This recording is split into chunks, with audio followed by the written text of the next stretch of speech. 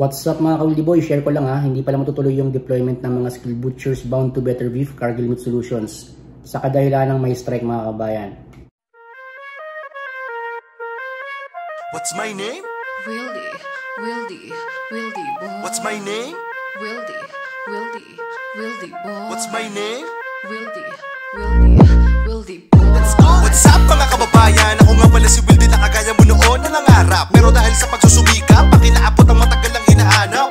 Inilusan, di ko tinulugan. Ginawa ng paraan, ano man ninais na makuha. Kahit kalaki, manito hirap at luha. Pinagsumikap ako ba rin ang labis. Kaya mga ka-Wildy, be consistent, patient, laging positibo. Be inspired and motivated. At umiwas lang sa mga taong negatibo. Yan ang tinatago ko sekreto para mga plano sa huli pagtagumpayan. At palagi ka tumutok sa aking challenge na sa ganong kaalam ang kakayahan madagdagan. Yan!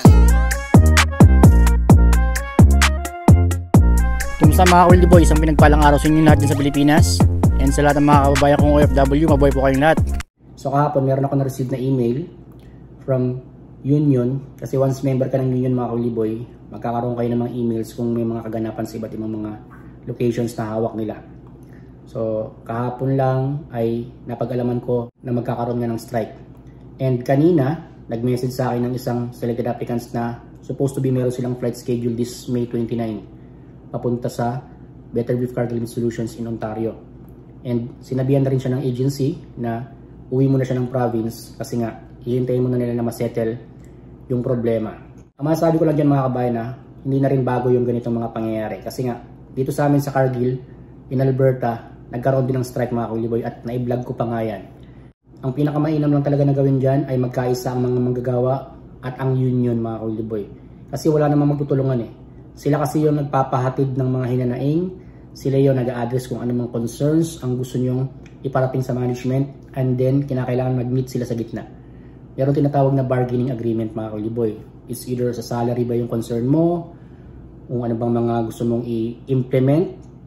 Halimbawa na lamang sa mga rules, meron kayong gustong i-concerns, kahit anong uri ng mga hinanaing yan, or kahit anong uri ng mga complaint, kinakailangan mapag-usapan yan between the union and the management. So, yun yung tinatawag na bargaining agreement. So, ito lang, noon kami, natatakot rin kami noon na mawalan ng trabaho kasi nga, hindi rin kami naman sanay sa ganyan. Lalo na ako na first time ko na nakaranas na mayroong strike sa isang company. Pero sa totoo lang mga kabayan na hindi kayo papabayaan ng union. So, kinakailangan nyo lamang suportahan sila dahil sila yung magtatanggol sa inyo or sila yung magbibigay sa inyo ng karapatan para makuha ninyo yung mga hinanaing ninyo mga ka-Wildy Boy. So ganun lang.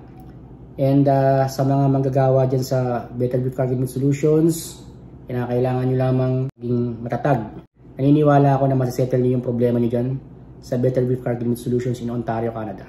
So kinakailangan lamang talaga ng masusing pag-uusap at magkasundo nang sa ganun lahat ng mga concerns may bigay, especially kung concern ay salary at sa kung ano man gusto nyo i-implement dyan sa Better Beef Cargill Meat Solutions.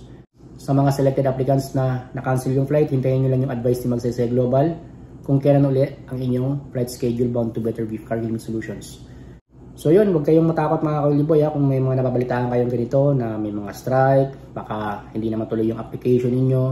It just happened talaga na kinakailangang magkaroon ng bargaining agreement.